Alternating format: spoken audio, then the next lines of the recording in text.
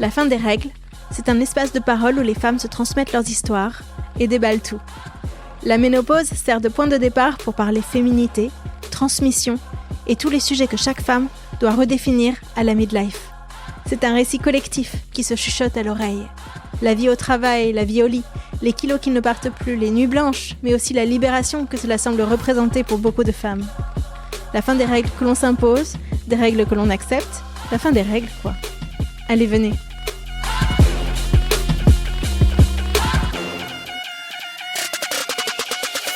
Et avec les médecins, gynécologues ou généralistes, est-ce que tu imagines qu'il y a une possibilité de travailler ensemble? C'est plus compliqué parce que j'ai l'impression que la médecine ne prend pas la ménopause suffisamment en compte. Il y a des médecins formidables qui se sont engouffrés dans cette spécificité de la ménopause et qui font un super travail, mais il y en a beaucoup d'autres, de ce qu'on me raconte mes amies, quand elles vont voir leur médecin, qui balayent les symptômes de la ménopause d'un revers de main. C'est, oui, vous avez des bouffées de chaleur, c'est comme ça, hein.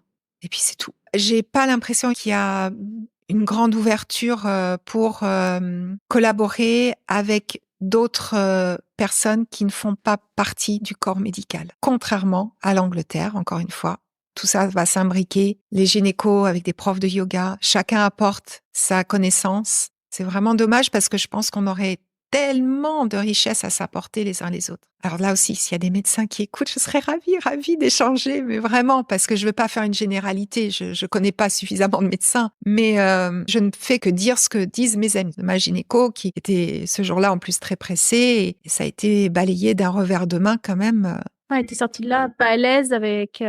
J'avais plus de questions que... Donc c'est vrai que...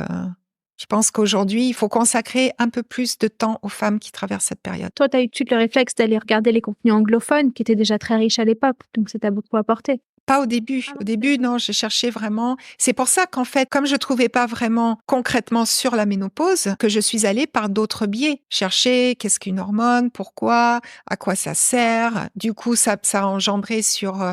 le métabolisme, qu'est-ce qu'un métabolisme? Du coup, c'est pour ça que je me suis intéressée à la naturopathie, à l'aromathérapie. J'essayais de trouver des outils naturels pour soulager déjà. Donc, par l'alimentation, par des huiles essentielles. Donc, ça a été mes premières recherches. C'est beaucoup plus tard, hein, ça fait pas si longtemps que je me suis aperçue qu'il y avait toute cette littérature anglo-saxonne et québécoise. Là, j'ai une Québécoise qui est venue vers moi pour éventuellement un projet commun. Et là aussi, il y a quand même beaucoup de choses qui sont proposées au Canada, aux États-Unis.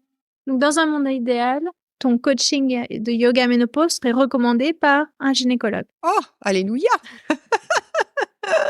Là, c'est Noël, oui. J'adorerais. Dans ma région, il y a quelques médecins qui m'envoient une patiente par-ci, par-là, qui m'envoient quelqu'un, mais pour le yoga, pour le hatha yoga que je propose, mais pas pour la ménopause. Et tu leur as parlé, tu leur as expliqué concrètement ce que tu faisais? J'ai pas eu l'occasion. C'est vrai que j'ai pas pris de rendez-vous avec les médecins parce que là aussi, c'est compliqué de dire je prends un rendez-vous, non pas pour me faire soigner, mais pour vous expliquer ce que je fais. J'ai quelqu'un dans ma famille, justement, qui est médecin stomatologue et qui m'a dit que c'est vrai qu'en France, si tu viens pas du monde médical, c'est compliqué. Déjà, chaque médecin spécialiste reste dans sa spécialité. C'est un peu... Les passerelles sont compliquées. Il m'a avoué ça.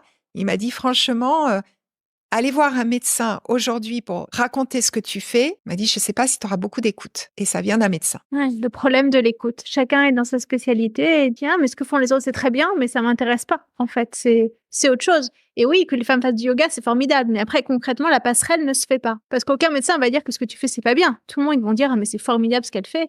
Et ça va s'arrêter là, en fait. Oui, d'abord parce que j'ai pas l'occasion vraiment d'expliquer. Donc oui, dans un monde idéal, bien évidemment, ce serait extraordinaire de pouvoir travailler avec des médecins, avec des gynécologues, avec des sages-femmes, avec des infirmières. Ce serait extraordinaire. Là, justement, dans mon programme, il y a une infirmière qui a bien voulu offrir un webinaire sur le sujet du plancher pelvien et qui parle de notre anatomie avec les vrais mots. Et c'est génial, quoi. Alors, les vrais mots, ça veut dire parfois du jargon qu'on comprend pas. Mais là, ça a l'air d'être clair. Non, dans l'anatomie. Voilà, parler du sexe féminin, qui explique ce qui se passe, sans tabou. Donc ça, c'est formidable. Moi, j'adorerais, oui, travailler avec le monde médical. Ouais, c'est ça, créer des passerelles, c'est ça qui manque aujourd'hui. Et c'est ça qu'on appelle la santé intégrative, un mot qui commence à apparaître de plus Oui, en plus, complètement. mais qui est qu'un concept pour aujourd'hui. En France, oui, mais ça se fait beaucoup. Aux États-Unis, ça se fait beaucoup déjà. Je sais pas, ou alors est-ce que les médecins pensent, dès qu'il y a des solutions alternatives, que c'est contre la médecine? Moi, je suis pas du tout contre la médecine, mais pas du tout. J'ai une grande admiration pour la médecine. D'ailleurs, ma deuxième fille, comme j'avais évoqué, qui a eu des problèmes, mais je dis mais merci, au grand merci à la médecine. Donc, il n'y a pas de compétition. Et je suis absolument pas médecin. Enfin, vraiment, moi, je suis juste professeur de yoga spécialisé dans un domaine, c'est tout. Mais je trouve que ce serait extrêmement enrichissant si on pouvait se parler. Et en ménopause yoga, c'est vraiment ça. C'est vraiment ce mélange de philosophie orientale avec des notions d'Ayurveda, des notions de médecine traditionnelle chinoise, mais corroborées avec du factuel, avec des études scientifiques. Et pendant ma formation, Petra Coveney nous a longuement montré des vidéos avec des revues scientifiques, des études scientifiques à l'appui. Et moi, j'adore ça aussi. J'adore les preuves scientifiques. C'est pour ça que ce ménopause yoga me correspond autant. C'est que j'ai ces deux polarités, en fait. Il n'y a aucune compétition. Pour moi, il faudrait qu'il y ait une complémentarité, mais pas du tout de compétition. Si vous avez aimé ce témoignage, écrivez un commentaire, notez-le 5 étoiles et partagez-le. Un immense merci d'avance et à bientôt.